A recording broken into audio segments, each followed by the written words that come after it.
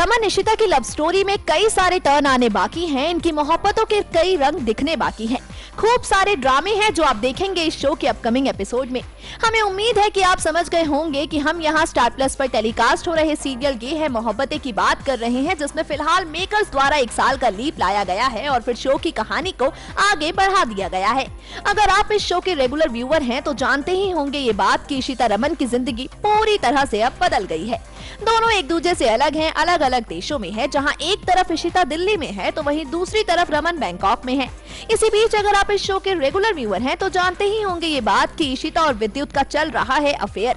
हमारा मतलब है कि इशिता की जिंदगी में आ गया है कोई दूसरा। इस बात पर हो रहा है शक पूरे भल्ला परिवार को। कई बार तो रूही अपनी ईशी माँ से पूछ भी चुकी है कि आखिर उनके और विद्युत के बीच चल क्या रहा है, लेकिन इशिता ने इसके जवाब में कुछ भी कहने से मना कर दिया। रमन भले ही इशिता को छोड़कर चले गए हो, लेकिन उनके परिवार ने यानी कि भल्ला परिवार ने इशिता को बहू से बढ़कर प्यार दिया है। लेकिन ये क्या, इशिता की सास ने तो उसे जोरदार थप्पड़ जड़ दिया। जी हाँ, यकीन मानिए यही हुआ है और यही आप देखेंगे शो के अपकमिंग एपिसोड में।